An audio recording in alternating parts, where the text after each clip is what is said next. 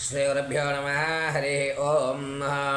రేపటి రోజు శ్రావణ శుక్రవారం. చక్కగా అందరూ కూడా యథాశక్తిగా శ్రీ లక్ష్మీదేవి వ్రతాన్ని ఆచరించుకోండి. ఆడవారిలో కొంతమందికి శరీరం సహకరించకపోతే అనివార్య కారణాల వల్ల ఏదన్నా ఇబ్బంది జరిగితే కనుక వారు 3వ శుక్రవారం ఆచరించుకోవచ్చు. అమ్మవారి అలంకరణ ఏ విధంగా ఏర్పరచుకోవాలి అనేటువంటిది చాలా వీడియోస్ ఉన్నాయి, కావున నేను అది మీకు పెట్టడం లేదు. కానీ అమ్మవారిని ఏ విధంగా అలంకరించుకోవాలి అంటే, మనం బయటికి వెళ్తున్నప్పుడు మన ఇంట్లో ఉన్నటువంటి పిల్లల్ని ఏ విధంగా అయితే రెడీ చేసుకుని తీసుకెళ్తామో ఆ విధంగా చక్కగా చిన్న పిల్ల మన ఇంట్లో కూర్చుందా అన్నట్టుగా అమ్మవారిని తయారు చేసుకుని మా యథాశక్తిగా చేస్తున్నాము. నేను 10 మందికి పెట్టుకోవాలి అంటే ధనం కావాలి. ధనం ఇదం మూలం జగత్ అంటున్నారు.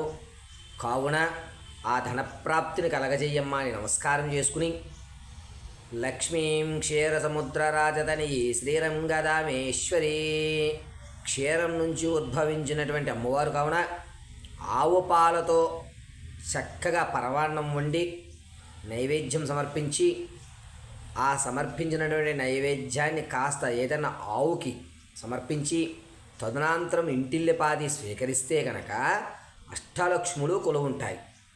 ఆవుకే ఎందుకు సమర్పించుకోవాలి ముందుగా అంటే, క్షీరం నుంచి ఉద్భవించిన కామధేను, కల్పతరు, అక్షయపాత్ర, లక్ష్మి వీరందరూ కూడా ఉద్భవించినటువంటి క్షీర సముద్రం నుంచి కావున చక్కగా ఆ విధమైనటువంటి నైవేద్యాన్ని సమర్పించుకోండి.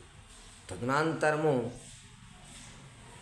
ఒకవేళ ఏదన్నా ఇబ్బందులు వచ్చి, అయ్యా నేను చేసుకోలేకపోతున్నాను, చేసుకోవాలని ఉంది అంటే అమ్మవారి పాదాలు పట్టుకుని, అమ్మా ఆర్థిక సహాయం కుదరడం లేదు, చేయలేకపోతున్నాను, శరీరం సహకరించట్లేదు అని శ్రీమాత్రే నమః అని చెప్పుకుని లలితా సహస్రనామములు అమ్మవారి పాదాల వద్ద కుంకుమార్చన చేసుకోండి.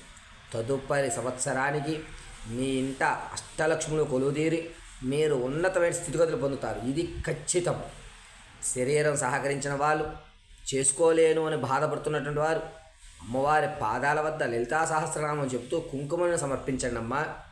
చక్కగా శుభం జరుగుతుంది.